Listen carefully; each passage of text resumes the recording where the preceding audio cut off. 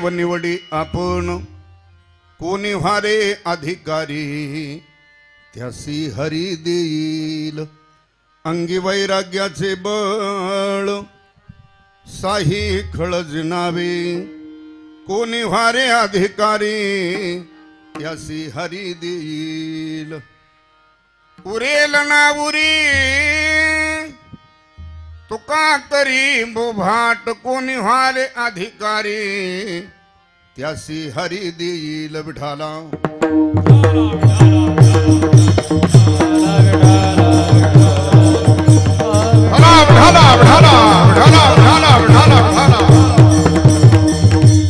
कीर्तनाची गोडी देव निवडी आपण कोणी व्हारे अधिकारी त्यासी हरी देईल प्रस्तुत प्राप्त प्रसंगी प्राप्त स्थळी सेवेकरता उच्चारलेला अभंग महान भगवत भक्त संत सम्राट वैराग्य मूर्ती विश्वसंत तुकोबरा यांचा हा 4 चरणाचा अभंग सेवेकरता उच्चारलेला आहे। या अभंगामध्ये विश्वसंत तुकोबरा यावत विश्वामध्ये नरदेहाला आलेल्या जीवांना स्वतःच्या उद्धाराकरता मुक्त होण्याकरता भगवत प्राप्ती करता याही पेक्षा चिरंतन सुखाच्या प्राप्ती करता तुकोबराय सांगतात जे देवाला आवडतं ते तुम्ही देवाला द्या, जे देवाला आवडतं ते देवाला देत असताना तुम्ही त्याचे अधिकारी बना। कोणी व्हारे मग त्यासी हरी अधिकारी बना म्हणजे काय करा, परमार्थामध्ये उद्धाराची साधना करत असताना मुक्त होण्याकरता भगवत प्राप्ती करता आपली जीवदशा घालवण्याकरता साधना करत असताना जे काही दोष सांगितलेले आहेत ते 6 दोष आहेत। कोणते? काम, क्रोध, मद, मत्सर, दंभ आणि अहंकार। महाराज म्हणतात हे पहिले 6 दोष घालवा, ते घालवल्याशिवाय तुम्ही परमार्थाचे अधिकारी बनत नाही। मग घालवायचे कशाने?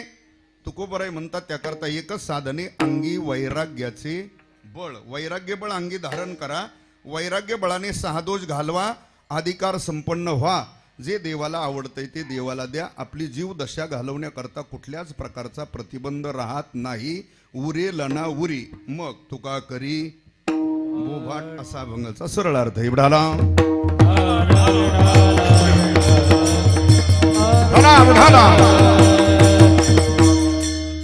पांडुरंग करू प्रथम नमन, पांडुरंग करू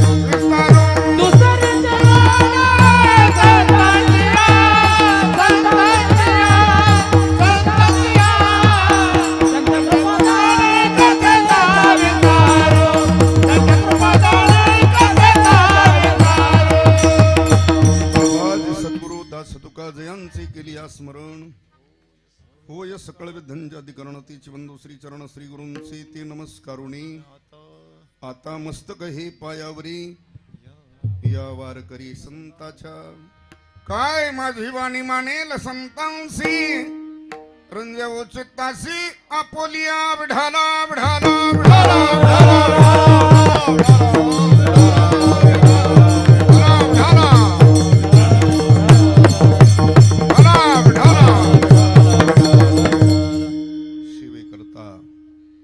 सुरुवात करण्यापूर्वी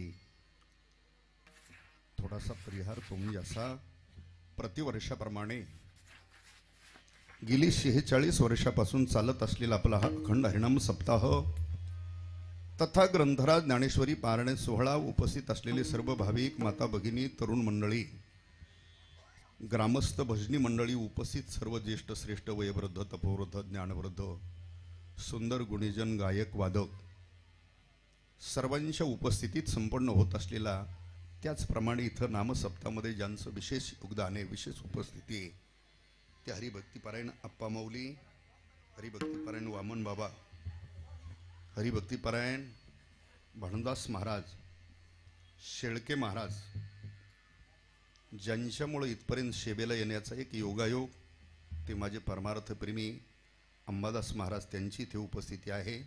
बाकीची सर्व परिचित अपरिचित, आता तुमची काही सगळ्यांची नावं मला माहिती नाहीत. परिचित अपरिचित ठीक आहे. परमार्थातली ज्येष्ठ श्रेष्ठ वयोवृद्ध मंडळी आपण सर्व आहात. सर्वांच्या उपस्थितीत संपन्न होत असलेला थोरा मोठ्यांच्या कृपाशीर्वादाने चालत असलेला आपला प्रतिवर्षाप्रमाणचा स्तुत्य उपक्रम आणि त्याच नामयज्ञातली आजची ही 3ऱ्या क्रमांकाची सेवा आपण सर्वांच्या वतीने माझ्यापर्यंत विठाला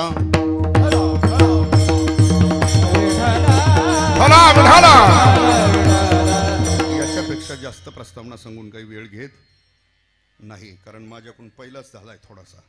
काय वेळ झालाय ना पहिला? ठीक आहे, 7 ते 9 थोडा वेळ झाला ट्रॅफिकमुळं, त्याबद्दल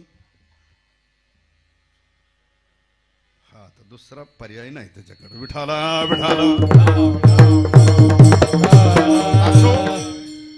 सेवेकरता उच्चारलेला अभंग जगद्गुरु तुकोबाराय यांचा आहे. ऐका या अभंगाची प्रस्तावना अशी आहे.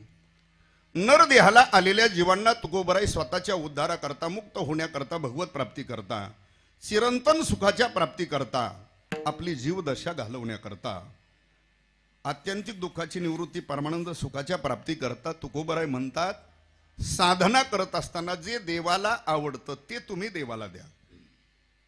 तसं जीव म्हटलं की प्रत्येक जीव हा कुठली ना कुठली तरी साधना करतो. कोण कोणत्या देवाची भक्ती करतो, कोण कोणत्या देवाची भक्ती करतो. एखादा अंधश्रद्धेने भक्ती करतो, एखादा डोळं श्रद्धेने भक्ती करतो, पण तो भक्ती करत नाही अथवा त्याची कोण्या देवावर श्रद्धा नाही असा जगात माणूस सापडत नाही. ज्ञानोबाराय म्हणतात, मनुष्य जात सकळ स्वभावता भजनशील. प्रत्येकाची कुठे ना कुठेतरी श्रद्धा आहे.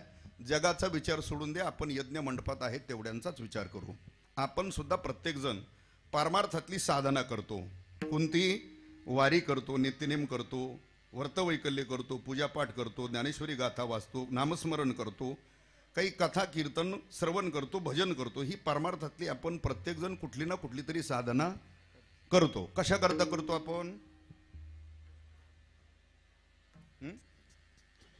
मास्तर तुम्ही जवळ येतात माझ्या.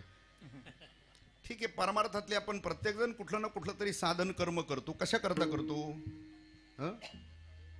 असं काही का होईना बोलतो. ठीक आहे, सुखा करता म्हणा, उद्धारा करता म्हणा, काहीतरी पण म्हणत राहा म्हणजे लक्षात येईल ना.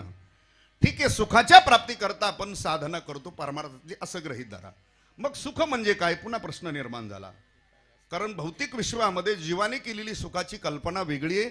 संत शास्त्र सांगते ते शाश्वत सुख वेगळे आहे. जीवाने केलेली सुखाची कल्पना अशी आहे, सत्ता संपत्ती संतती उपभोगाची उपकरणं सगळी प्राप्त झाली म्हणजे आपण होऊ कसे? बरोबर ना. सत्ता मिळाली, संपत्ती भरपूर मिळाली, संतती प्राप्त झाली आणि उपभोगाची उपकरणं सगळी मिळाली म्हणजे आपण होऊ कसे? अशीच कल्पना आहे ना जीवाची, आहे का? पण हे सगळं ज्याच्याकडे आहे ना त्याला स्वतंत्र तुम्ही भेटले आणि विचारलं तुम्ही सुखी असाल कसं काय? कल्पना करा, सांगतो. ग्रामपंचायतच्या सदस्यापासून मोदीपर्यंत कोणालाही भेटा तुम्ही आणि स्वतंत्र एकट्याला भेटून विचारा, म्हणजे मधली सगळी पदं घ्या त्याच्यात. ग्रामपंचायतच्या सदस्यापासून पंतप्रधानापर्यंत कोणालाही भेटा आणि एवढंच म्हणा तुम्हाला सत्ता प्राप्त झाली म्हणजे तुम्ही निश्चित असाल कसे? सुखी. तर त्यांचं उत्तर आहे का सुखी आहे म्हणून? म्हणजे सुख सत्तेने सुख नाही. बरं, भरपूर संपत्ती आहे म्हणजे वर्षाला कोट्यावधी रुपये भरतात कुठं? सरकारला. म्हणजे बॅलन्स किती असेल लक्षात घ्या. मग आता जे वर्षाला कोट्यावधी रुपये टॅक्स भरतात म्हणजे संपत्ती भरपूर आहे, त्यांना जाऊन तुम्ही भेटा आणि विचारा तुम्ही एवढी संपत्ती म्हणजे तुम्ही निश्चित सुखी आहेत? त्याचं उत्तर काय? सुख. आता ज्याला झालंच नाही ते दुःखात आहे ना. ते झाडं पुंजित आहे, दारं पुंजित आहे, दगडाव दगडा पित आहे, बाराला फिरत. पण ज्याला डझनभर झालेत त्याला विचारा तू आहे का सुखी? तर त्याचंही उत्तर आहे सुख. आणि उपभोगाची उपकरणं सगळी ज्याच्याकडे उपलब्ध आहेत तो म्हणतो महाराज सगळे भोग आहेत माझ्याकडं पण समाधान का बरं? अहो, अन्न खाताना एक गोळी अगोदर खाल्लेलं पचवायची एके, झोपायची एके, उठवायची एके, म्हणजे सगळं भोग असूनही सुख नाही. जीवानी केलेली हीच कल्पना आहे सत्ता संपत्ती संतती. पण ऐका, हे नसावं असं माझं मत नाही. तुम्हाला जीवन जगण्याकरता सत्ता संपत्ती संतती उपभोगाची उपकरणं व्यावहारिक जीवन जगण्याकरता त्याची आवश्यकता आहे. पण माझा मुद्दा इतकाच आहे, सुखाचा आणि त्याचा संबंध. सुख नावाची वस्तूची या त्रिभुवनात एके ती परमात्मा वस्तू आहे. सुखरूप आईसे दुजे कोण सांगा, माझ्या पांडुरंगा सर्व सुखाचं आगर परमात्मा आहे. सुखा करता जीव साधना करतो. सुख म्हणजेच परमात्मा आहे, परमात्मा म्हणजेच नाव दोन आहेत, वस्तू एकच आहे. सुख म्हणजेच परमात्मा आणि परमात्मा म्हणजेच सुख आहे. आलं लक्षात? मग जीव जर सुखा करता प्रयत्न करतो, सुखाच्या प्राप्ती करता साधना करतो, म्हणजे जीवाची सहज धाव सुखाकडे म्हणण्यापेक्षा जीवाची सहज धाव देवाकडे. सुख आणि परमात्मा जरी एकच आहे, जीव सुखा करता प्रयत्न करतो म्हणजेच जीव भगवत प्राप्ती करता प्रयत्न करतो असा त्याचा अर्थ आहे. बघा सहज आहे, जा म्हणावं लागत. नदीची सहज धावे कोणाकड, तिला जा म्हणावं लागत नाही. बघा तुम्ही, प्रत्येक नदी ज्या वेळेला डोंगराकडून निघते वाहत वाहत आणि जाऊन मिळते कोणाला, समुद्राला. का जगाच्या भूगोलात अशी एखादी नदी पाहिली की तिचा समुद्राकडून उगम झाला आणि लोणावळ्याकडे वाहत गेली? नाही ना. मग प्रत्येक नदीचा उगम आहे कुठून, डोंगराकडून. आणि जाती कुठं, मग डोंगराकडून उगम होतो आणि सागराला जाऊन मिळते. मग डोंगराव पाण्याचे तलावेत काय नाही. नीट आहे का? पाणी मूळ समुद्राच आहे. पाणी मूळ कुठलंय, समुद्र. उष्ण हवा वाफ याद्वारे बाष्पीभवन होतं, आकाशात जाऊन ढग बनतात. ढगाच्या रूपाने ते पाणी डोंगरावर पडतं. सखल भाग नसल्यामुळे काही विशिष्ट भागातलं पाणी एकत्र होतं, त्याचा एक ओढा तयार होतो. असे 10-5 ओढे एकत्र आल्यानंतर त्याची तयार होते काय, येते ना लक्षात? पुढे वाहत निघाल्यानंतर पुन्हा तिला एखादी मिळते, म्हणजे झाला दोन्हीचा संगम. आणखी पुढे वाहत निघाली, पुन्हा एखादी मिळाली, झाला संगम. जाऊन मिळाली कोणाला, पाणी डोंगराकडून निघालं आणि सागराला जाऊन का गेलं ते तिथं,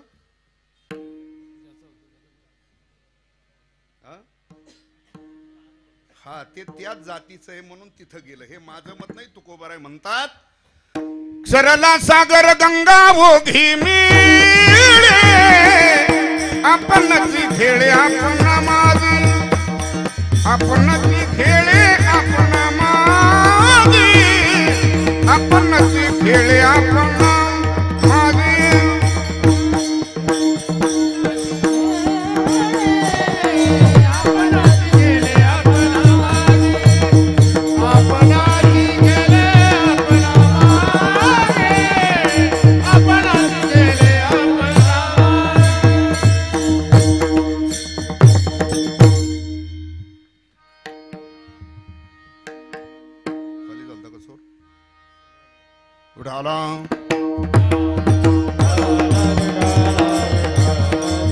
सरला सागर गंगा उघी मिळे. का गंगा उघी मिळे? महाराज म्हणतात आपणची खेळे पणाची. पाणी समुद्राचं जे उष्ण हवा वाफ याद्वारे ढगाच्या रूपाने पाणी जरी डोंगरावर पडलं तरी पाणी कुठं गेलं, सागराला गेलं. का गेलं? ते त्या जातीचं आहे म्हणून. त्याप्रमाणे जीव हा सुखाकडे अर्थात देवाकडेच का प्रवाहित होतो, तर जीव सुद्धा त्याच जातीचा आहे म्हणून. हे माझं मत नाही. भगवान गीतेच्या 15व्या अध्यायात सांगतात, अर्जुना यावत विश्वातील प्रत्येक जीव हा माझ्याकडेच का प्रवाहित होतो, तर तो माझा अंश आहे. ममैव अंशो जीव लोके जीवभूत सनातन. अर्जुना हा अनादि सिद्धांत आहे, जीव माझा अंश आहे म्हणून तो माझ्याकडे प्रवाहित होतो. आता हे भगवान सांगतात, अर्जुना या विश्वातला प्रत्येक जीव माझा कोणे, अंश. हे भगवान सांगतात कोणाला, अर्जुनाला. पण अर्जुन आपल्यासारखा बहुथाली पगत जांभळ्या देत ऐकणारा श्रोता नव्हता. अर्जुनाने तिथं लगेच भगवंताला प्रश्न केला. त्याला पूर्व पक्ष म्हणायचं. काय म्हणायचं त्याला? अर्जुनाने प्रश्न केला, भगवान थांबा, यावत विश्वातील प्रत्येक जीव जर भगवान तुमचा अंश आहे, तर भगवान जीवात आणि तुमच्यात हे 5 प्रकारचे भेद का, कोणते भेद आहेत अर्जुना? अर्जुनाने वर्णन केलं. अर्जुन म्हणतोय, भगवान आपण स्वतंत्र आहात, जीव हा परतंत्र आहे. भगवान आपण सर्वज्ञ आहात, जीव अल्पज्ञ आहे. भगवान तुम्ही सुखरूप आहात, जीव रात्रंदिवस भोगतोय दुःख. भगवान तुमच्या ठिकाणी जन्म मरणाचं दुःख संभवत नाही, जीवाच्या मागे जन्म मरणाचं दुःख आहे. किती वेळा जन्मा यावे नित्य व्हावे मनवोनी जीव भ्याला. याही पेक्षा भगवान तुमच्या ठिकाणी कर्माचा बंध नाहीये, जीवाच्या मागे कर्माचा बंध आहे. कर्मानुगु गच्छती जीव एक. मग भगवान जीव जर तुमचा अंश आहे, तर जीवात आणि तुमच्यात हे 5 प्रकारचे भेद का, असा अर्जुनाचा प्रश्न. त्यावेळेला गोड उत्तर दिलं भगवंतानी त्याचं. अर्जुना ऐक, आणि हे उत्तर दुसरी तिसरीकडे नाही, त्या श्लोकाच्या उत्तरार्धात त्याचं उत्तर आहे. अर्जुना जीव माझाच अंश आहे, पण त्याने संबंध जोडलाय अर्जुना कोणाशी, मन षष्टानी इंद्रियानी प्रकृती स्थानी कर्षती. जीव माझाच अंश आहे, जीव सुखाच्याच जातीचा आहे, पण समज ओढला ना कोणाशी, मनषष्टानी इंद्रियानी प्रकृती स्थानी कर्षती.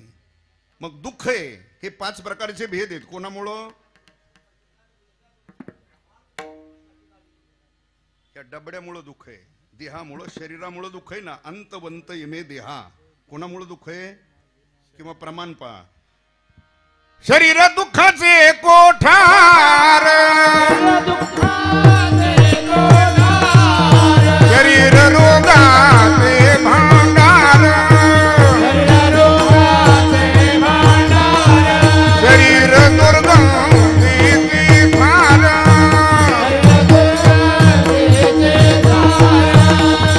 नाही अपवित्र शरीरा ऐसे. पुन्हा या प्रमाणावरून, श्लोकावरून पुन्हा शंका निर्माण होऊ शकते. अंतवंत मे देवा किंवा शरीर दुःखाचे कोठार, रोगाचे भांडार, दुर्गंधीची थार, नाही अपवित्र शरीरा, या प्रमाणावरून, श्लोकावरून पुन्हा शंका निर्माण होऊ शकते. पण कोणाला? ज्याची ज्ञानेश्वरी गाथा भागवत नेहमी चिंतनाते त्याला, किंवा जी थोरा मोठ्याचं कायम कीर्तन प्रवचन श्रवण करतात त्याला शंका येऊ शकते. कीर्तनासारखं चाटा चुटा, सासू सुनाचं, नवरा बायकोचं, आई बापाचे गाणे, कविता फिविता, असं ज्याला भंगार भोंगार ऐकायचा नादे त्याला शंका यायचं काही कारण नाही. ऐका नीट. ज्ञानेश्वरी गाथा भागवत ज्याची चिंतनात त्याला शंका येऊ शकते. महाराज, जर देहामुळे दुःख होतं म्हणावं, शरीर जर दुःखाचं कारण म्हणावं, तर इकडं ज्ञानेश्वरी गाथा भागवत काय सांगतोय पहा. ज्ञानोबराय तर म्हणतात, अरे बाबा 84 लक्ष योनीमध्ये हीच एक योनी. कोणती? मनुष्य देह ही एक योनी, नरदेह. की या देहात एवढं सामर्थ्य. ज्ञानोबराय म्हणतात, जन्म मरणाची राहटी संपवता येते ती 84 लक्ष योनीमध्ये फक्त याच देहाने.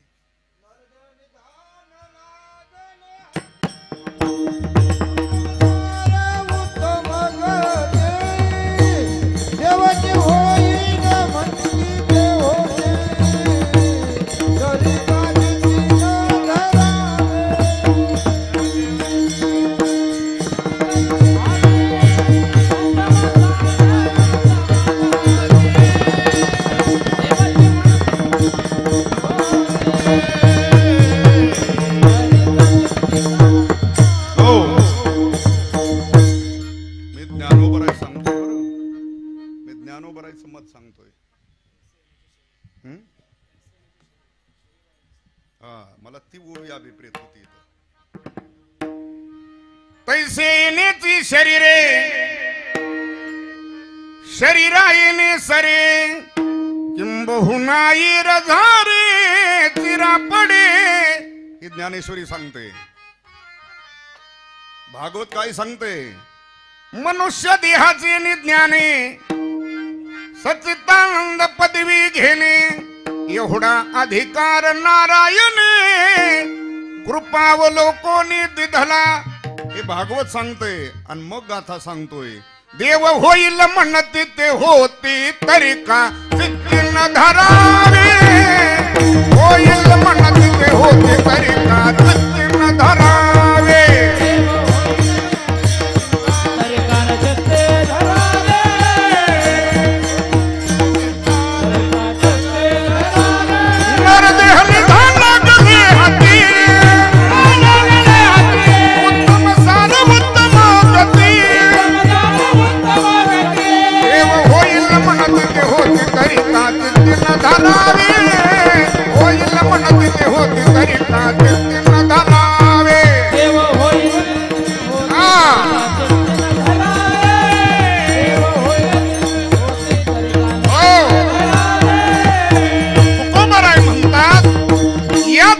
तुम्ही देव सुद्धा होऊ. म्हणजे हे ज्ञानोबराय तुकोबराय नाथ महाराजाचं मत आहे. मग शंका निर्माण होऊ शकते की देहामुळे दुःख होईल का, किंवा त्याच्याही पेक्षा शरीरामुळे जर या दुःख आहे, देहामुळे जर दुःख होतं म्हणावं, तर देव सुद्धा या शरीराची अपेक्षा करतात. इह लोकीचा हा देव इच्छिताती. त्याच्याही पेक्षा आपल्या अगोदर याच भूमीत येऊन गेलेले महात्मे ते म्हणतात घेईन मी याजसाठी देवा. आपल्या अगोदर इथं येऊन गेलेले महात्मे म्हणतात घेईन मी जन्म.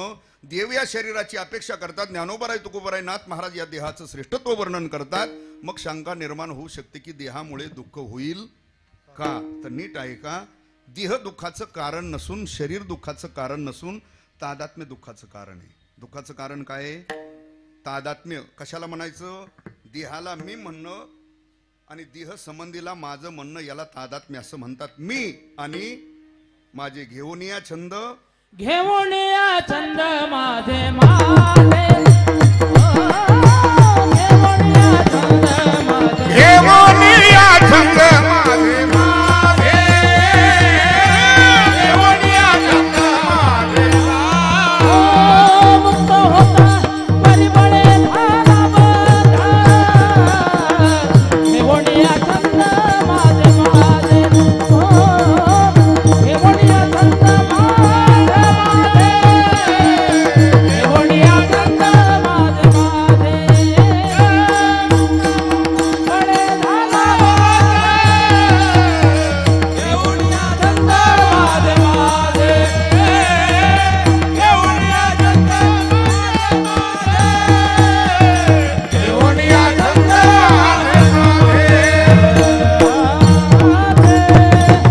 मुक्त होता परी बळे झाला बद्ध. जीव मूळचा मुक्तच आहे, पण बद्ध झाला का? मी आणि माझे. तादात्म्य पहिलं उचललं देहाचं, शरीराचं, आणि मग देह संबंधी जे जे काही आपलं असेल त्याला आपण कुणाचं म्हणतो? माझंच म्हणतो ना. मी आणि हा संबंध जोडलाय जीवाने. एरवी पाहता जीव मुक्तच आहे, जीव मुक्तच आहे, जीव सुखाच्या जातीचा आहे, भगवंताचाच एक अविभाज्य भाग जीव आहे. पण संबंध पहिला जोडलाय जीवाने देहाचा. देहाला आपण मी म्हणतो, आणि देह संबंधी आपल्याकडे जे जे काही आहे, गाडी आहे कोणाची आहे, बंगला, शेती, बैल, पत्नी, मुलं, कुत्र, या सगळ्याला आपण म्हणतो. विनोद नाही तो, सगळ्याला आपण म्हणतो. कोणाचं? माझं. ऐका, मग आपण कुत्र्याला सुद्धा माझं म्हणतो ना. मग आपण ज्या कुत्र्याला माझं म्हणतो, त्या कुत्र्याला शेजाऱ्याने जर उचलून एखादा घातला, काय आपल्या दुखतं का नाही? तर बरोबर. आणि एरवी गावात बिगर तुकड्याचे बोंबलत फिरणारे कुत्रे, त्यांना आपल्या समोर कोणी बी मारतं तरी आपल्याला काही वाटत का? बरं आहे का? बिगर तुकड्याचं गावात फिरतय तेही कुत्रच, आणि आपण पाळलंय तेही कुत्रच. पण याला मारल्यानंतर दुःख का होतं? माझेपणाचा संबंध लावलाय का? त्याच्यापेक्षा सोपं सांगू, बाई मरण्यात दुःख आहे का बायको मरण्यात दुःख आहे?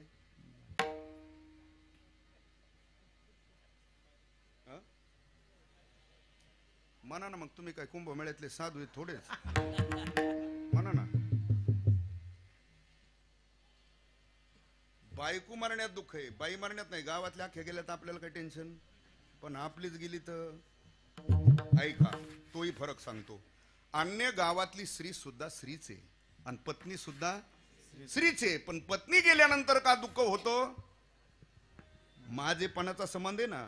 मग पहिला आपण संबंध जोडलाय देहाचा, आणि मग देह संबंधी जे जे काही त्याला आपण माझं म्हणतो. मी आणि माझेपणाचा संबंध जोडला की दुःख आलं त्याला वेगळं आमंत्रण लागत. आणि या विश्वात माझा कोणाशी कसला संबंध, ही वृत्ती तयार झाली तर दुःख व्हायचं कारणही नाही राहत. मग पहिलं तादात्म्य सुटावं द्याचं.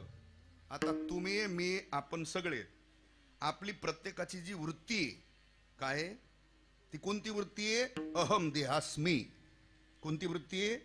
अहम देहास्मी. मी देह आहे, मी झांबरे महाराज आहे, मी गोपाळराव, मी शामराव, मी माणिकराव, मी अमका, मी.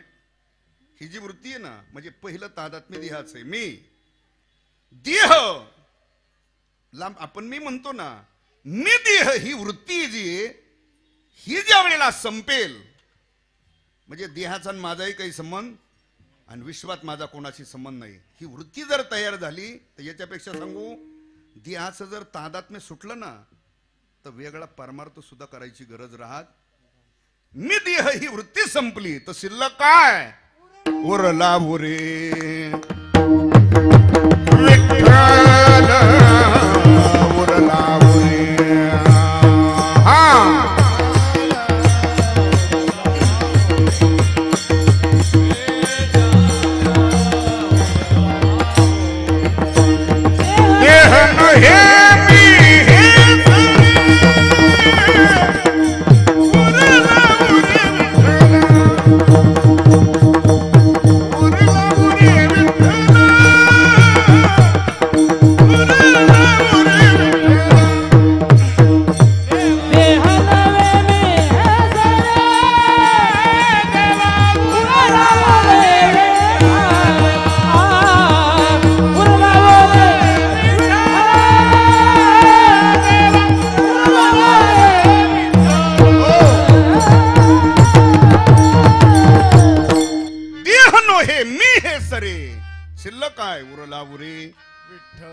माझा मुद्दा असा आहे, जीव तादात्म्यामुळे दुःख भोगतो आणि सुखाच्या प्राप्ती करता म्हणजेच भगवत प्राप्ती करता प्रयत्न करत राहतो. आहे का?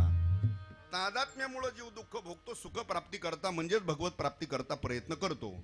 मग जीवाला दुःख निवृत्त व्हावं आणि यथार्थ सुखाची प्राप्ती म्हणजेच भगवत प्राप्ती व्हावी, त्याचा उद्धार व्हावा, या करता पूर्वी वेदांनी सांगितलेले काही मार्ग अर्थात साधनं होते 5. किती साधनं होते? म्हणजे तुमच्या माझ्या उद्धाराकरता सांगितलेले मार्ग साधन आहेत. किती? कोणते? वेद अध्ययन, तपश्चर्या, दान, अष्टांगादी योग आणि यज्ञादी क्रिया, हे वेदांनी सांगितलेले 5 साधनं अर्थात मार्ग आहेत. कोणाकरता? आपल्याकरता. पण आता ते सर्व साधनं करणं जीवाला शक्य नाही. पहिलं साधन आहे वेद अध्ययन. कोणतं साधन आहे? जमल का सर्वांना करायला वेद अध्ययन? एक तर वेदाची भाषा आहे. कोणती? संस्कृत भाषा आहे. एक तर सर्वांना त्याचा उच्चार करता येत नाही, पहिली अडचण. ज्यांना उच्चार करता येतो त्यांना त्या श्लोकाचा अर्थ कळलंच असं नाही. आणि आपण तर या मापातले सगळे की आपल्याला मराठी सुद्धा शुद्ध उच्चारता येत नाही. सत्वर उच्चार,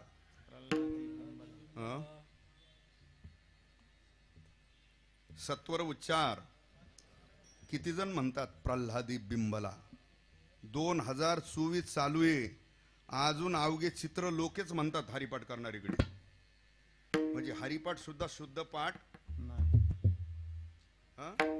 पाठ असा आहे, अवघेची त्रैलोक्य आनंदाचे, असा पाठ आहे. अवघेची त्रैलोक्य आनंदाचे, पण उच्चार तसा होतच नाही, असाच होतो. अवघे चित्र लोके, चित्रच म्हणतात. 2024 चालू आहे, अजून अवघे चित्रच म्हणतात.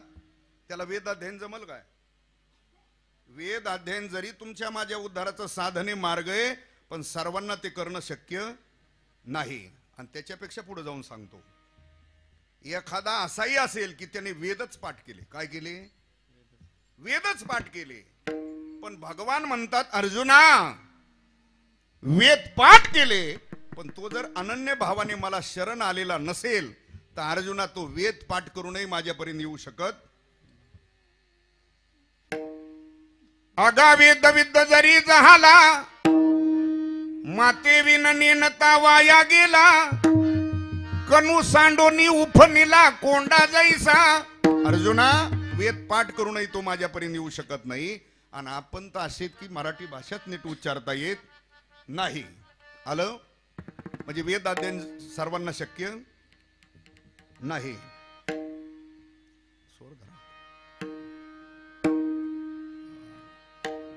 कधी कधी खालीवर होतं, म्हणजे माझ्याकडून होतं ते तुमच्याकडून नाही. चला, दुसरं साधन आहे तप. कोणतं साधन आहे? तप. जमल तपश्चर्या करायला आपल्याला? नाही. बरं, तपश्चर्या करायची म्हणजे घरात राहून नाही ना बायका पोरात. तप करायचं म्हणजे घरादाराचा, शेतीवाडीचा, गुराढोराचा, कोंबड्या झोंबड्याचा, गोदाड्या वळकाट्याचा, सगळ्याचा करावा लागतो. काय?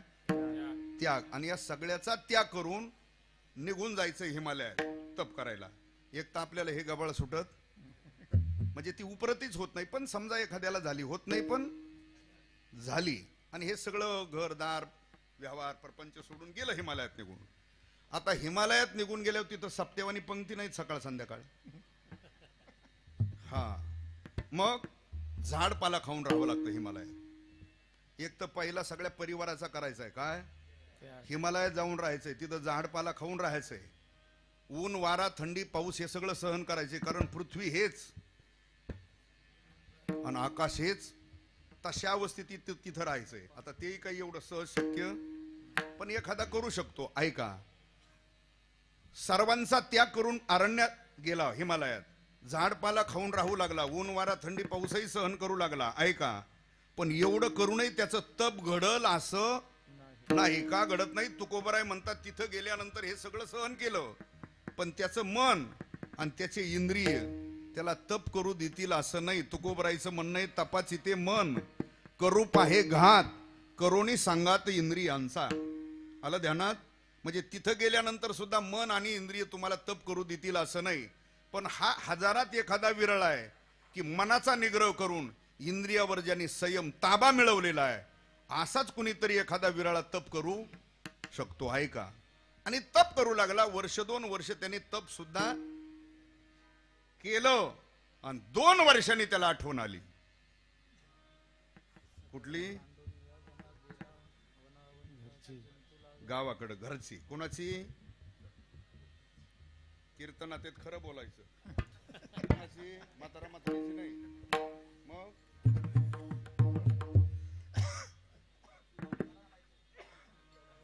ते अंदाज दिसला ना माझा. ठीक आहे, 2 वर्ष तप केलं, पण 2 वर्षांनी त्याला आठवण झाली. कुठली? घरची. ऐका, हे नाथ महाराजाला माहित होतो. नाथ महाराज म्हणतात तप करण्याकरता वनात गेला आणि घरी तिथं राहून, कुठं? वनात राहून तप करताना घरच्या वनितेचं चिंतन तिथं बसून करू लागला. वनी जाऊनी वनिता चिंतिसी. तप करण्याकरता वनात गेला आणि तिथं राहून जर घरच्या वनितेचं चिंतन करू लागला तर नाथ महाराज म्हणतात 2 वर्ष झाडपाला खाऊन, ऊन वारा थंडी पाऊस सहन करून जी तू काशी केली ना तिथं, कुठं? हिमालयात. पण तुला तिथं राहून आठवण आली ना, ते केलेलं त्याच क्षणी सगळं संपत. येताना मोकळं हात हालवीत माघारी यावं लागतं. एवढं कठीण आहे. काय?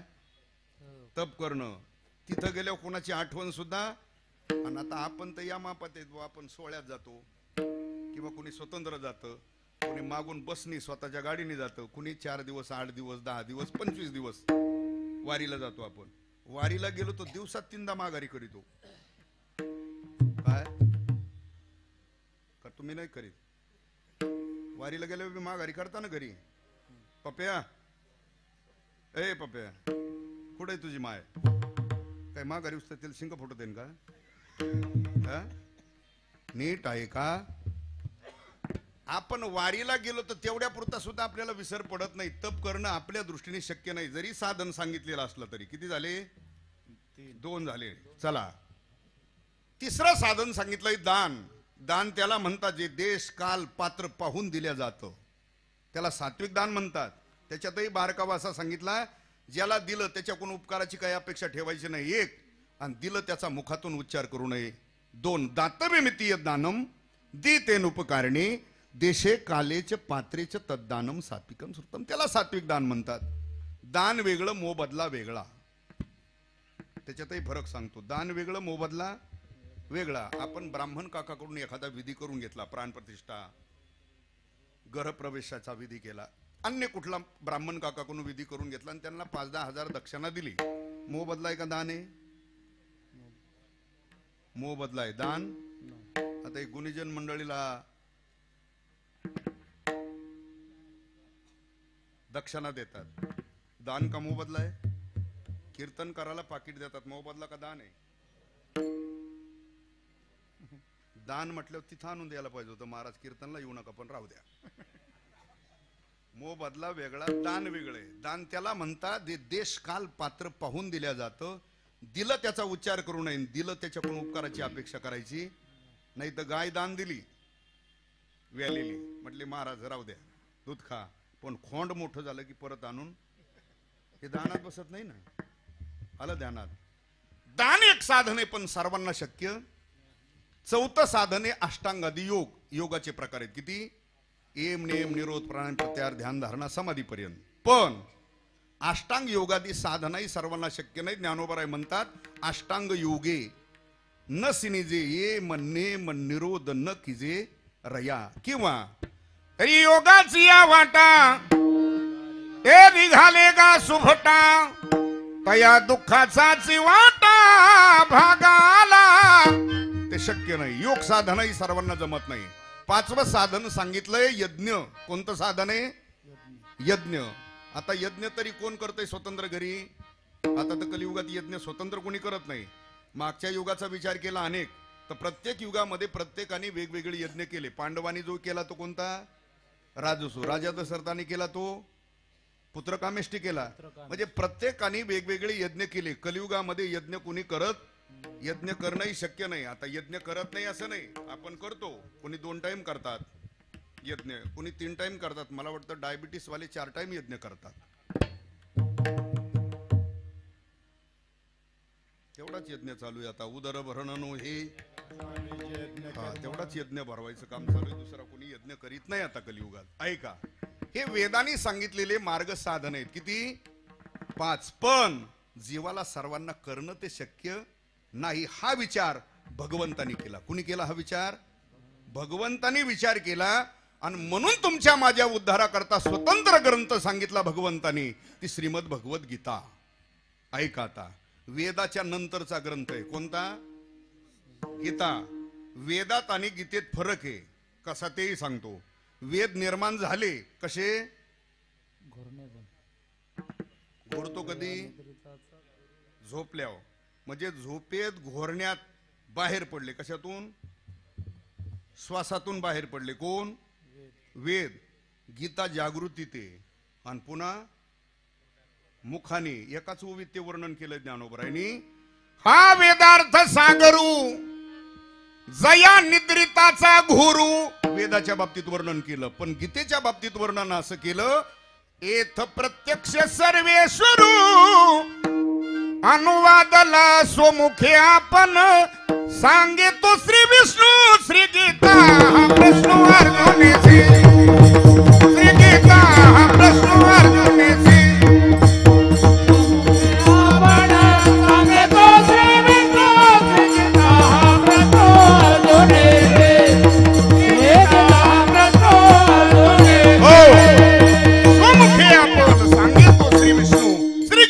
प्रश्न अर्जुनशी. गीता जागृती सांगितली, मुखाने सांगितली, भगवंतानी सांगितली. कोणाला? अर्जुनाला. का? त्याचं कारण आहे. सांगितली आपल्या सगळ्यासाठी, पण निमित्त त्याचं केलंय. कोणाचं? तैसे अर्जुनाचे निव्याजे गीता प्रकाशुनी श्रीराजे संसारा एवढे थोर ओझे फेडिले जगाचे. अर्जुनाचं निमित्त केलं जगाच्या उद्धाराकरता गीताशास्त्र सांगितलं. ऐका, अर्जुनाला जी जी शंका निर्माण झाली त्या प्रत्येक शंकेचं निरसन आहे. कुठं? गीतेत. प्रत्येक अध्यायाचा विषय वेगळा आहे, प्रत्येक श्लोकाचं चिंतन वेगळं आहे. ऐका, पहिल्या अध्यायाला सुरुवात झाली धर्मक्षेत्री. ऐका, मग जो जो अर्जुनाचा प्रश्न होता त्या प्रत्येकाचं उत्तर, प्रत्येक शंकेचं समाधान करत गेले. पहिला अध्याय सुरुवात झाली. पहिला, दुसरा, तिसरा, चौथा, पाचवा, सहावा, सातवा, आठवा, नववा. करू का? 10 अध्याय सांगून झाले. 11व्या अध्यायाला सुरुवात झाली. 11व्या अध्यायातले 52 श्लोक सांगितले. किती? 52 श्लोक सांगितले. ना 11व्या अध्यायातला 53 क्रमांकाचा श्लोक आहे.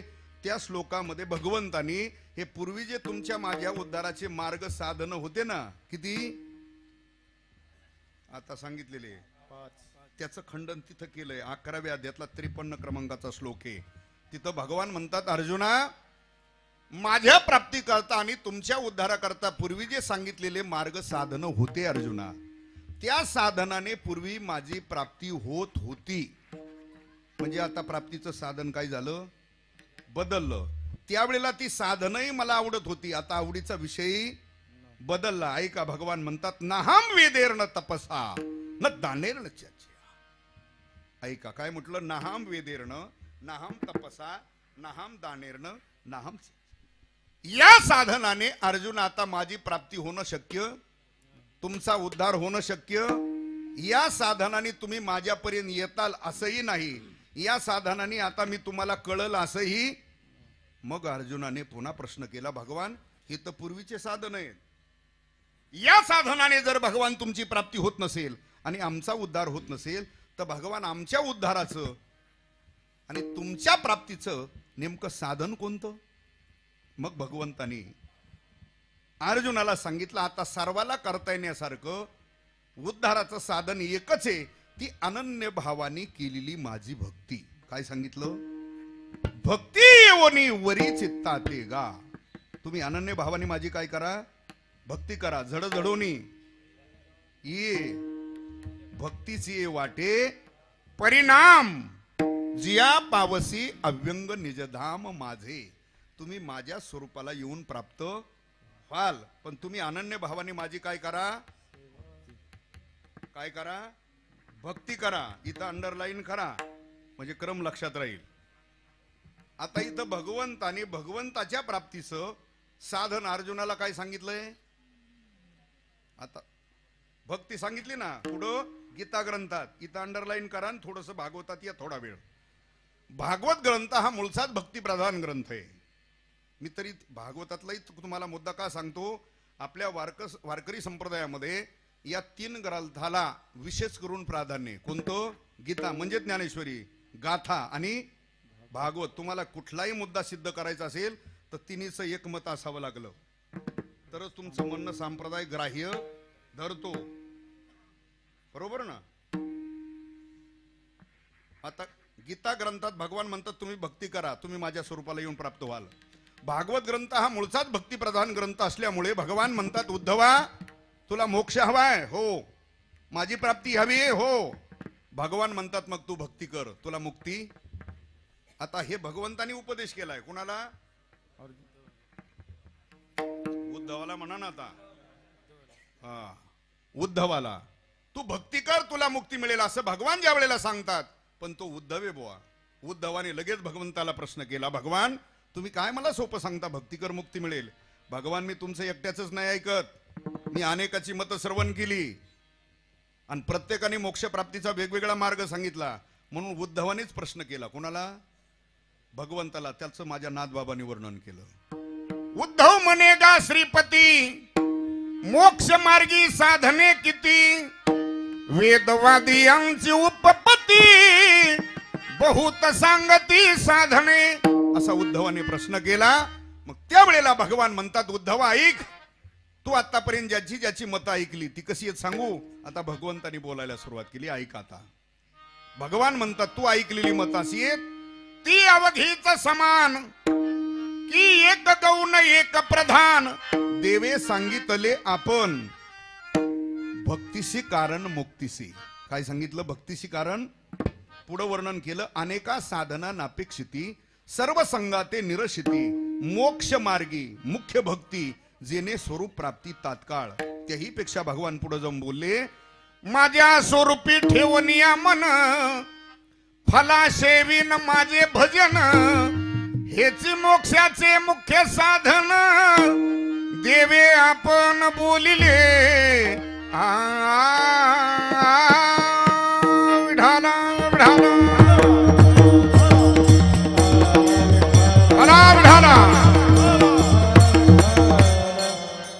तू बाकीच्या मताचा विचार करू नको. आता भगवंतानी उद्धवालाही सांगितलं भक्तीशी कारण मुक्तीशी, तू भक्ती कर तुला मुक्ती मिळेल. चला पुढं.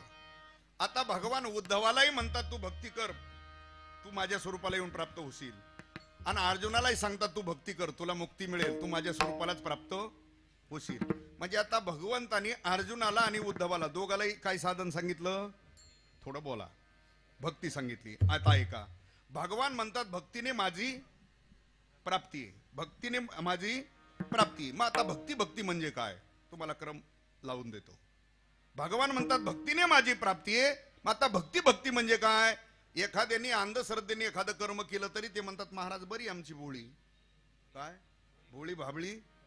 ऐका. पण वारकरी संप्रदायाला मान्य असलेली भक्ती किती प्रकारची?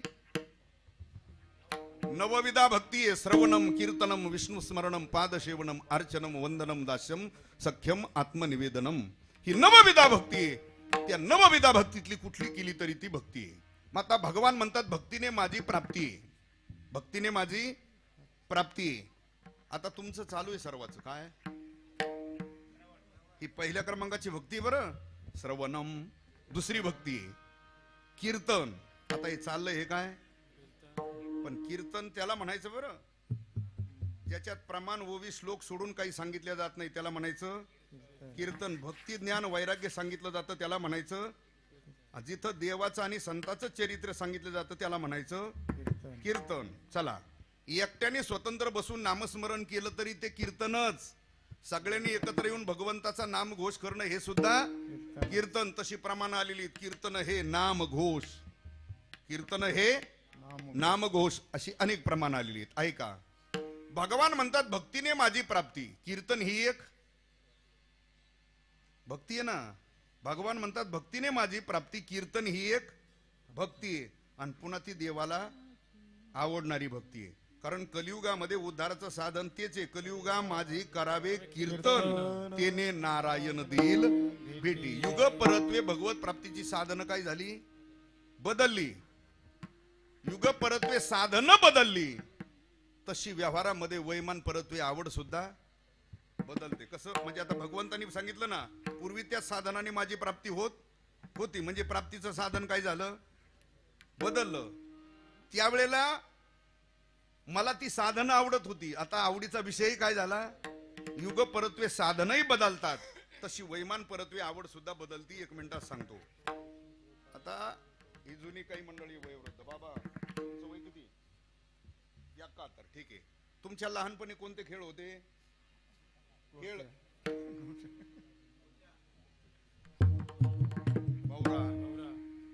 कबड्डी, सुरपाटी हे खेळ होते पूर्वी. आता खेळ आहेत, थोडा बदल झाला असेल, चला त्याच्याशी काही घेणं नाही.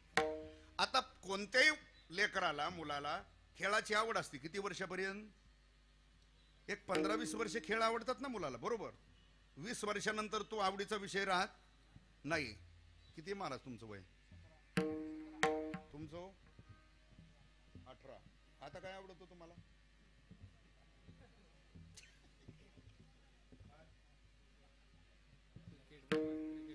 नाही पण दुसरं काय आवडतं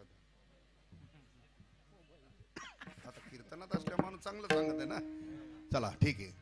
एक 15-20 वर्षापर्यंत कुठल्याही लेकराला खेळाची काय असते, आवड असते. 20 वर्षानंतर आवडीचा विषय बदलतो.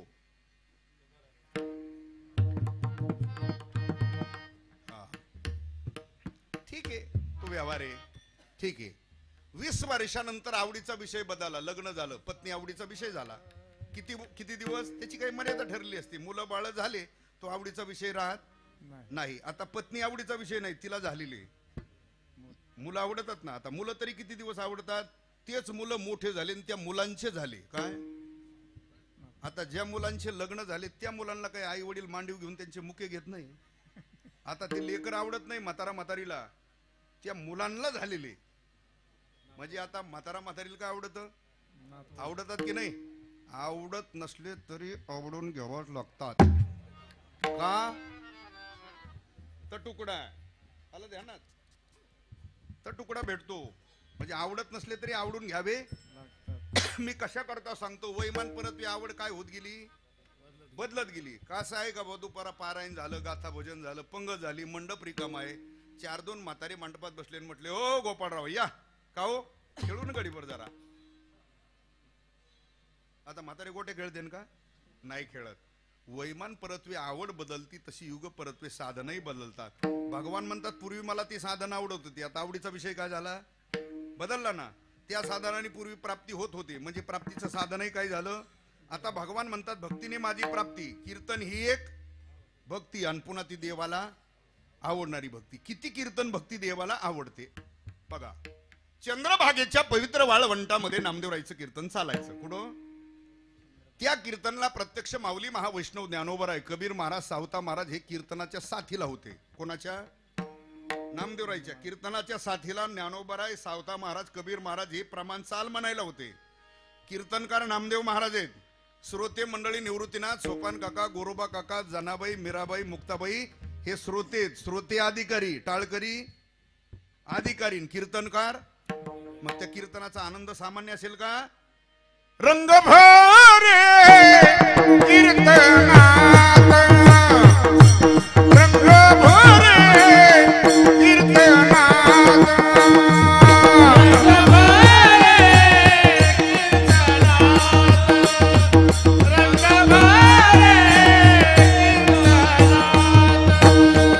प्रेमे हरिदा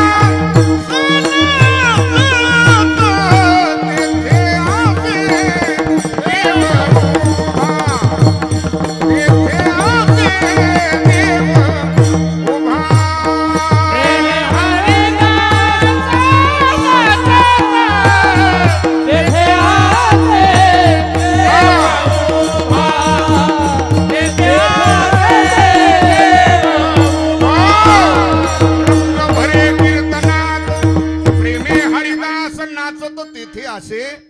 आणि त्या कीर्तनला भगवान रोज हजर असायचे. पण एके दिवशी प्रकार असा घडला, संध्याकाळी भोजन झालं आणि भगवान विश्रांती करू लागले. पण विश्रांती करत असताना भगवंतांनी काढले काय, फक्त अंगावर होता देवाच्या काय, पितांबर होता तेवढाच पुरावा आहे. भगवान विश्रांती करू लागले आणि चंद्रभागेच्या वाळवंटात तोपर्यंत कीर्तन सुरू. आता ते नामदेवरायचं कीर्तन आहे. या अगोदर सांगितलं कीर्तनकार नामदेव महाराज ज्ञानोबराय चाल प्रमाण म्हणायला आहे. आणि श्रोते निवृत्तीनाथ, गोरोबा काका, सोपान काका, मुक्ताबाई, जनाबाई असे श्रोते होते. आणि त्याच कीर्तनामध्ये खाली बसून जनाबाईने एका योगी पुरुषाला, एका नैष्ठिक ब्रह्मचार्याला, एका ज्ञानी पुरुषाला खालून प्रमाण म्हणण्याची आज्ञा. जनी म्हणे ज्ञान देवा बोला अभंग, जनी म्हणे ज्ञान देवा बोला अभंग.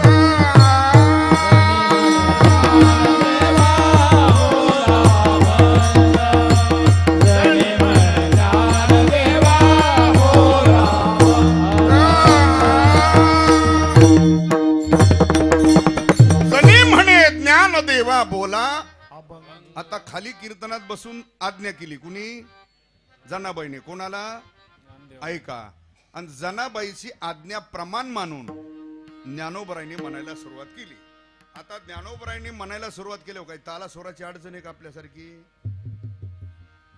अभंग बोलता रंग कीर्तनी भरला,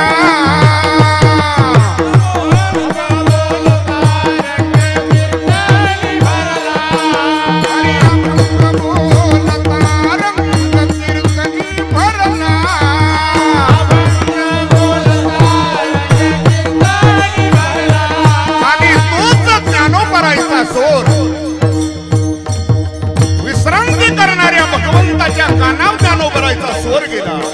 भगवान जागे झाले. लक्षात आलं कीर्तन वाळवंटात सुरू आहे. भगवान उठले. अंगात कपडे नाही, फक्त पितांबर होता एवढाच पुरावा आलेला आहे. भगवान उठले आणि धावत पळत चंद्रभागेच्या वाळवंटामध्ये आले. कीर्तन रंगात आलेले.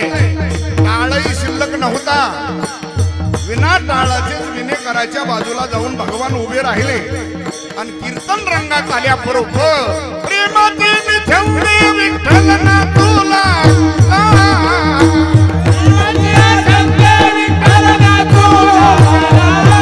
हरी नामदेव कीर्तन करी पुढे देवनाथे पांडुरंग, नामदेव कीर्तन करी पुढे देवनाथे पांडुरंग, नामदेव कीर्तन करी पुढे देवनाथे पांडुरंग, नामदेव कीर्तन करी पुढे देवनाथे पांडुरंग. प्रेमाची छंदे विठ्ठल नाचू लागला. भगवान त्या कीर्तनामध्ये नाचू लागले. ऐका. मी देवे. मी कोण आहे?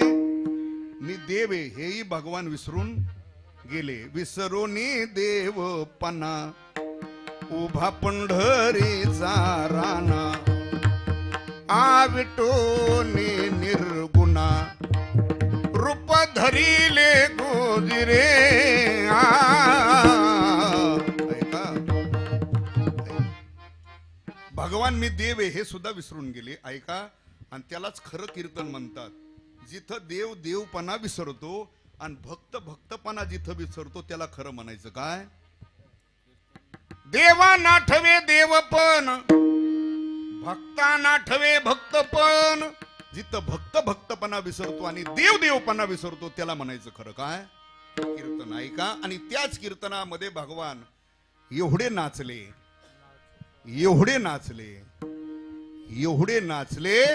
नाचता नाचता देवाचा कळला पितांबर,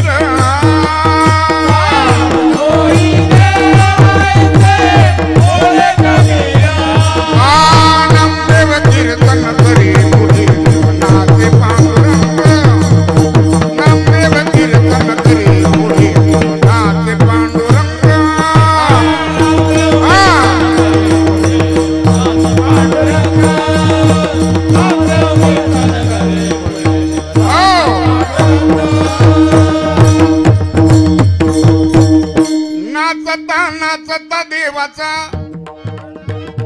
गळला पितांबर. एवढे नाचले भगवान त्या कीर्तनात.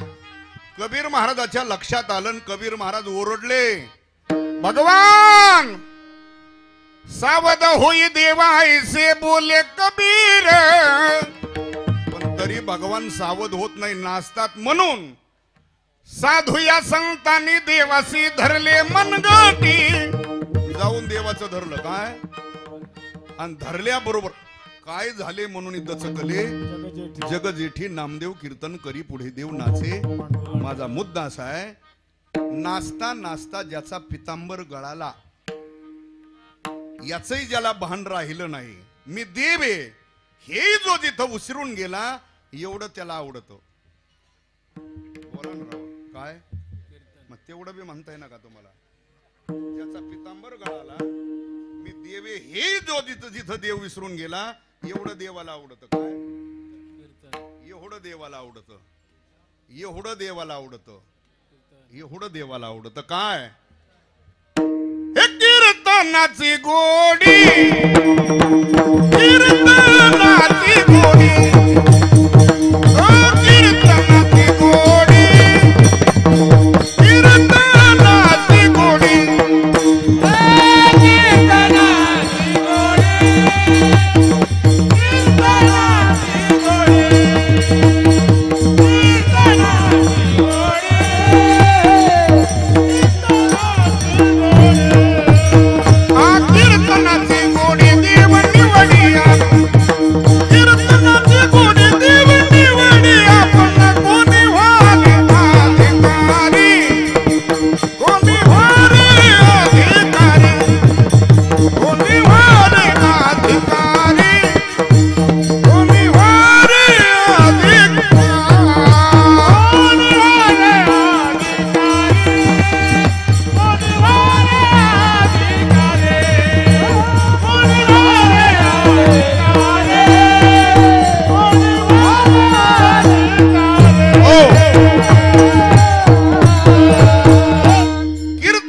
गोडी काय आवडतं देवाला? मी देव हे भगवान जिथं विसरले. नाचता नाचता पितांबर गळाला याचंही ज्याला भान राहिलं नाही, एवढं देवाला आवडतं. काय आणि तुकोबराय म्हणतात, जे देवाला आवडतं ना ते तुम्ही देवाला द्या. काय आवडतं देवाला? कीर्तनाची गोडी, देव निवडी. आलं लक्षात? मग तुकोबराय म्हणतात, जे देवाला आवडतं ते तुम्ही देवाला देत असताना पण तुम्ही त्याचे बना अगोदर. काय तुम्ही त्याचे बना. काय कोणी वारे अधिकारी, कोणी वारे अधिकारी. चला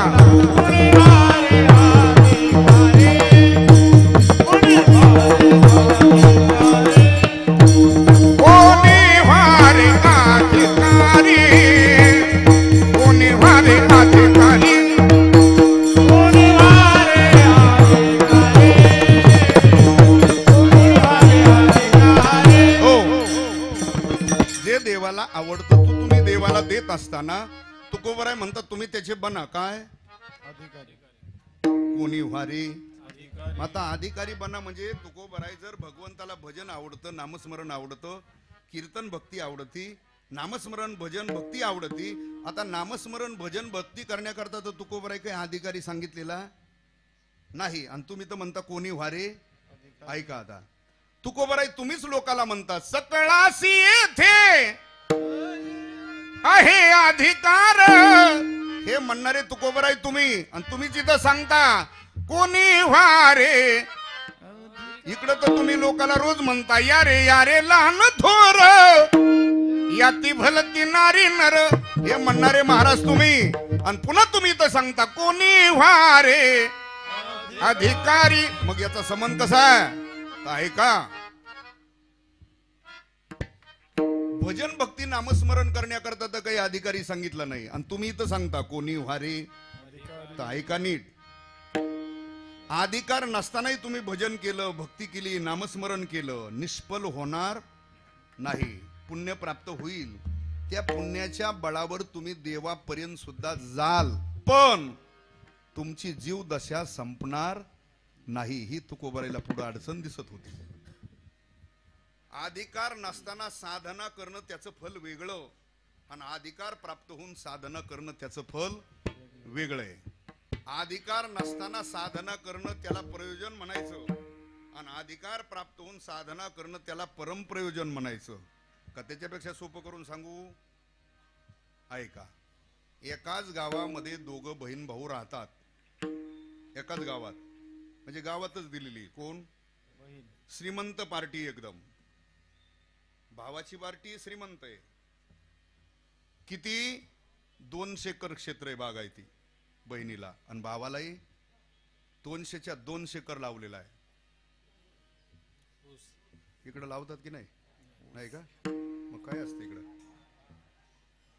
बरं आता कीर्तनातलं असल्यामुळं महाताव नाही रेटायचं ते उसं सांगतो म्हणजे पैसे असे येतील ना. चला. श्रीमंत पार्ट्या दोन्ही. आता त्या बहिणीचा मुलगा रोज कॉलेजला जायचा आणि भावाची मुलगी बी जायची. कुठं? कॉलेजला. आता श्रीमंत घरचा मुलगा रोज कॉलेजला जाता नाही जायचा. कशावर? कोणत्या? मोटरसायकलच. पण ते काय ते चार्जिंगची कुठे घेऊन जात असेल काय? असं नाही, बुलेटवर जायचा. ठॉय ठॉय ठॉय ठॉय ठगरीत. आता श्रीमंताच्या घरचा मुलगा आहे आणि ज्या रस्त्याने तो बहिणीचा मुलगा कॉलेजला जायचा त्याच रस्त्यावर मामाचा बंगला होता. तिथून त्या मामाच्या पुरीलाही घेऊन जायचं. तर मामाचीच मुलगी ना काही. असा तो क्रमच होता. आता एखाद्या दिवशी घाई गडबडीमध्ये त्याला जर लक्ष नाही राहिलं घेऊन जायचं कोणाला तर ती लक्ष नाही राहिलं तो जर निघाला तर ती हाक माराय, शरद थांब ना, येऊ दे ना. तो थांबवायचा घेऊन जायचा. असा तो क्रम चालू होता. एके दिवशी एवढाच उशीर झाला त्याला घरी. तासाची वेळ झाली आणि ते येऊ एकदम घाई गडबडीत निघालं. ठॉय ठॉय ठॉय ठॉय ठॉय ठॉय घरी. आता ती थांबली होती. हा त्याच्या लक्षातच राहिलं नाही. तिने हाक मारली, शरद अरे येऊ दे ना. त्याचे काही ऐकलं नाही ना त्या नादात. ती मोठ्याने, शर्या, मग थांबली. गेले. मला इथपर्यंत सांगायचंय. तुम्हाला पुढचं ऐकायचं पण मला सांगायचं नाही. मला इथपर्यंत सांगायचं. चला ऐका. आणि ते दोघं बहीण भाऊ एके दिवशी दुपारी घरी बसले. कोण बसले? मुलाची मुलीचे दोघं एक दिवशी बहीण भाऊ एकत्र बसले आणि त्या मुलाच्या आईने सांगितलं भावाला की माझ्या मुलाचं आता शेवटचं वर्ष आहे. आम्हाला काही पुढे शिकवायचं बरं. घरचा एवढा व्यापी पाहिला काय कुणी? आम्ही म्हणतोय आता त्याचं ग्रॅज्युएशन पूर्ण झालं घरी ठेवायचं. म्हणतोय आता आम्ही उन्हाळ्यात त्याचं. हा त्यावेळेला त्या भावाने सांगितलं माझ्या मुलीचं 12वीचं वर्ष आहे. आम्हालाही काही पुढे शिकवायचं नाही. पण ऐका, त्या भावाने सांगितलं आमच्या पूर्ण फॅमिलीची इच्छा आहे की एवढी मुलगी बाई तुझ्या मुलाला करावी बुवा, अशी आमची सगळ्या फॅमिलीची कुटुंबाची इच्छा आहे. त्यावेळेला त्या बहिणीने सांगितलं दादा अरे तुला जर तुझी मुलगी माझ्या घरी द्यायची असली तुझ्या मुलीला आमच्या कुटुंबातलं कोणी नाकारणार नाही. मुलगा नाही म्हणणार. तुमची जर तयारी असेल तर आम्ही करायला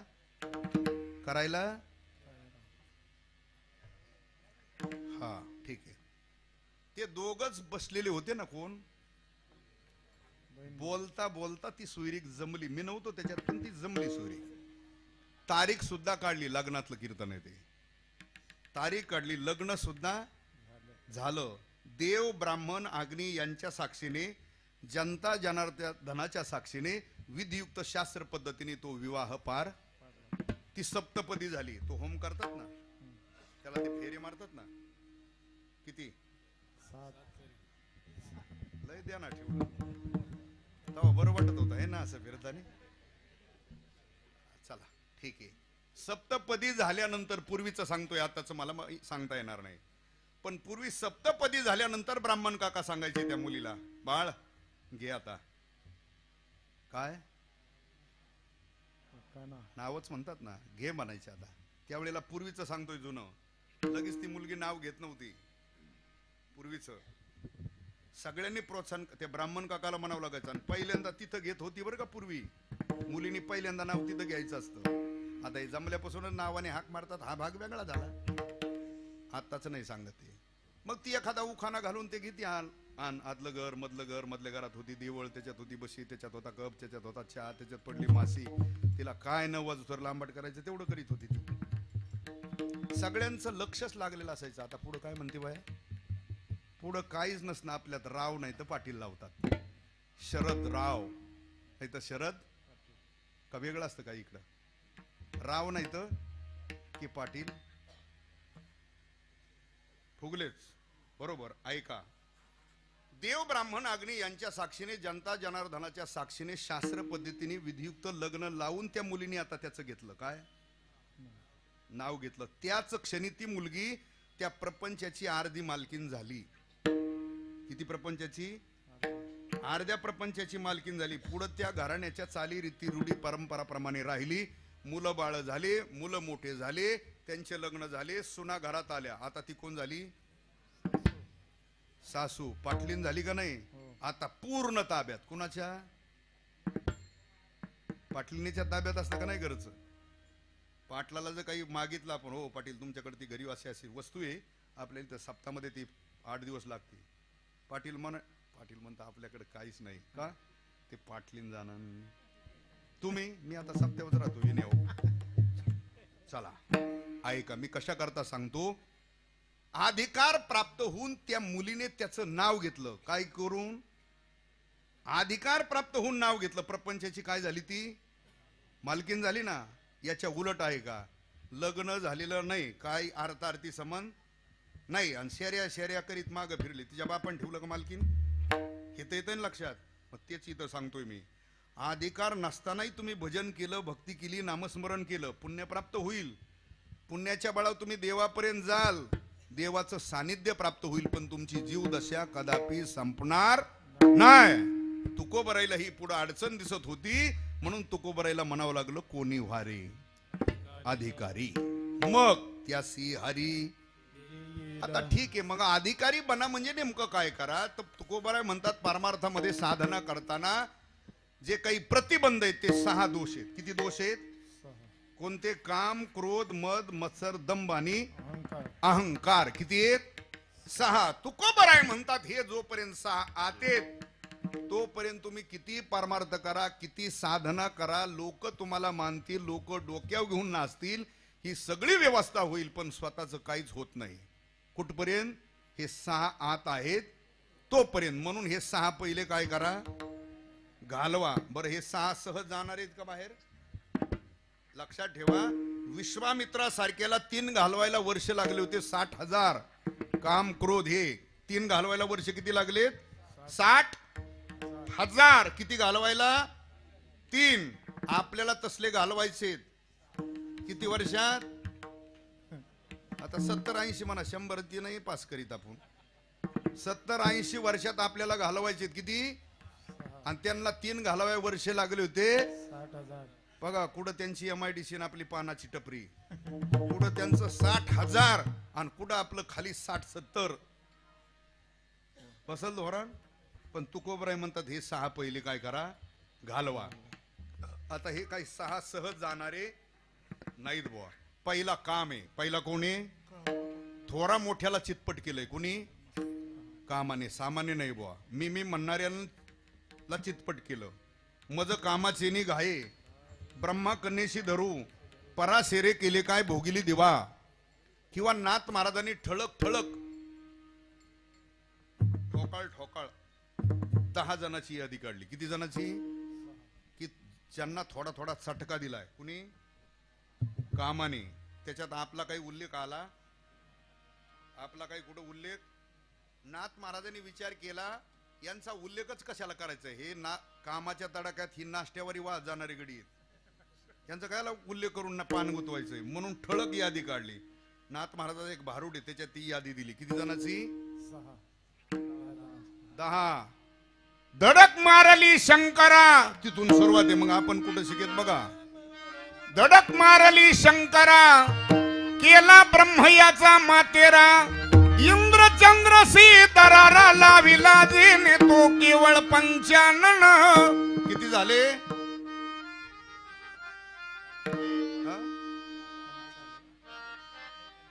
चार झाले. जरा नीट ध्यान ठेवा. धडक मारली नारदा केला रावणाचा चेंदा. दुर्योधना मारली गदा घेतला प्राण तो केवळ 95. किती झाले? 7 बरोबर आहे, 8 नाही 7. पुढं वर्णन केलं. भस्मासुर मुकला प्राणासी त्याची गती झाली वालीसी. विश्वामित्र सारखा ऋषी नाडीला देणे तो केवळ 95. यडक मदन केवळ 95. हा केवळ 95. हा केवळ 95. यडक मदन केवळ 95.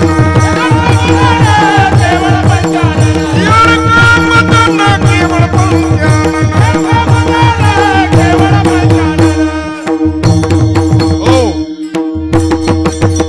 ही यादी किती जणांची? आता ह्याच्यात सामान्य कुणी आहे का आपल्यासारखं?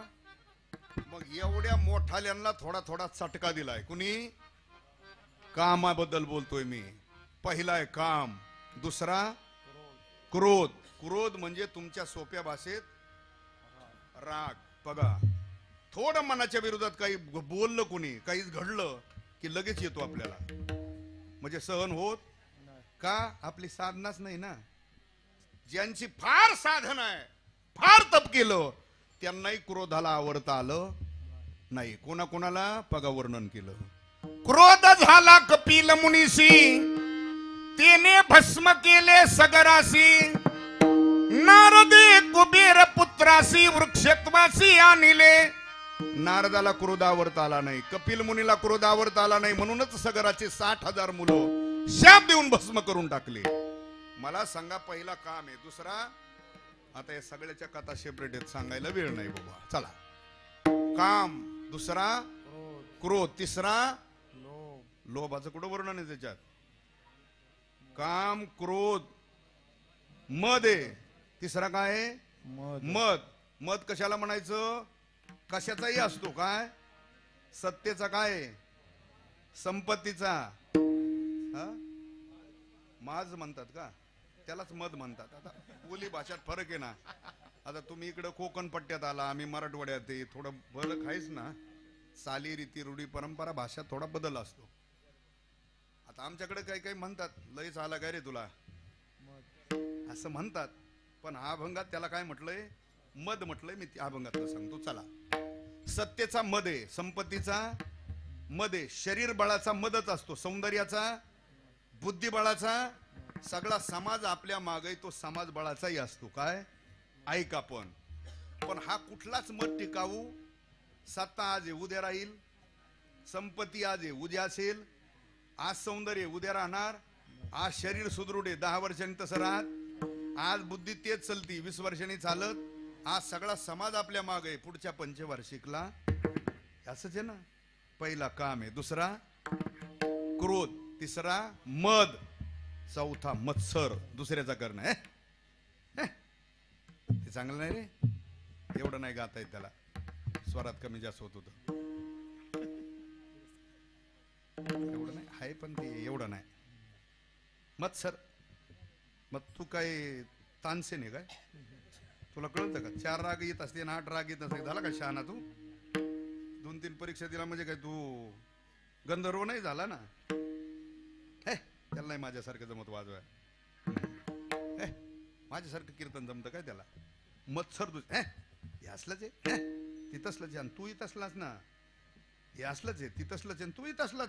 असंच आहे ते. मत्सर करणं. काम, क्रोध, मद, मत्सर, दंभ, दांभिकता. काही काही माणसं बघा, नसतं काय त्याच्याकडं, पण ते माणसात एवढा माझ्या नादी लागू नको, मी पडवूनच म्हणतात ना, पडवून टाके असं म्हणतात ना. पण कधी म्हणतं ते माणसात आहे तोवरच म्हणतो. तुम्ही सोडाव बघतो त्याचं, त्याला माहिती आता लागलं ती धरायला येत नाही एवढे. मग त्याची तिकडे फाट्यावर गाठ पडली पुलाखाली, तर ते दिसल्यावर इकडून चलवतो. दांभिकता, काम, क्रोध, मद, मत्सर, दंभ. 6वा आहे अहंकार. तो तर अधोगतीला नरकाला कारण सांगितला. मग तुकोबराय तर म्हणतात त्याग तरी आईसा करा, अहंकारा दौडावे. त्याला तर घालून टाका, कुणाला ठेवू. मग तो कशाचाही असू द्या, तुका म्हणे नरकी घाली अभिमान. आलं ध्यानात, अहंकार. मग तुकोबराय म्हणतात हे 6 पहिले घालवा. हे 6 जोपर्यंत आत आहेत, तुम्ही किती परमार्थ करा, काही करा, लोक तुम्हाला मानतील, लोक तुमची वाहवा करतील, लोक तुम्हाला डोक्यावर घेऊन नाचतील, पण स्वतःच काहीच होणार नाही. कवर हे 6 आत आहेत तोपर्यंत. मग तुम्ही हे 6 पहिले काय करा, घालवा. तुकोबरायचं प्रमाण असे, काम क्रोध लोभ घेऊन या संगे. काय म्हटलंय, काम क्रोध लोभ घेऊन या संगे. पुढं ऐका, निघे परमार्थासी तोची मूर्ख म्हटलंय त्याला.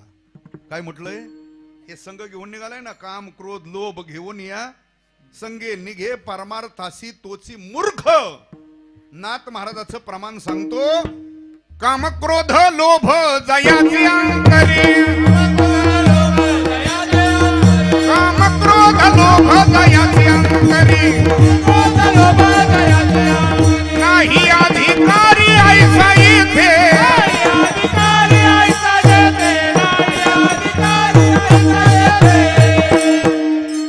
काम क्रोध लोभ जयाचे पुढं अंतरी. नाथ महाराज म्हणतात, नाही अधिकारी ऐसा तो इथला अधिकारी नाही. आणि तुकोबराय तर म्हणतात, कोणी व्हारे अधिकारी. आणि नाथ महाराज तर म्हणतात, हे जोपर्यंत आते तोपर्यंत इथला अधिकारी नाही. तुकोबराय म्हणतात, कोणी व्हारे. म्हणूनच तुकोबराय म्हणतात, हे पहिले 6 घालवा, त्याच्याशिवाय तुम्ही परमार्थाचे अधिकारी बनत. पण अहो तुकोबराय आतापर्यंत थोरा मोठ्याने यांना घालवण्याचा प्रयत्न केला. हे घालवण्याचा प्रयत्न आतापर्यंत थोरा मोठ्याने केला. गेल्यासारखे वाटतात ते कोण, पण जात नाही. आणि आता तर 9 वाजल्यात. किती वाजल्यात, आता तर जास्त ट्रॉफिक असेल. आता तर काही जाणं शक्य, आता काही हे 6 जाऊ शकत. पण ठेवता का मुक्कामाला आजच्या दिवशीच. ऐका जरा, आतापर्यंत थोरा मोठ्याने यांना घालवण्याचा प्रयत्न केला. ते गेल्यासारखे वाटतात, पण जात.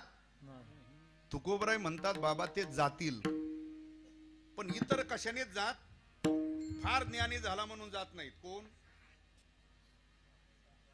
6 फार भक्ती केली त्यांनी म्हणून ते 6 जातील. असं त्यांना घालवण्याकरता एकच साधन आहे, अंगी वैराग्याचे बळ, अंगी वैराग्याचे बळ, अंगी वैराग्याचे बळ, अंगी वैराग्याचे बळ. साही खाण जिनावे, साही खाण जिनावे, कोणी वाले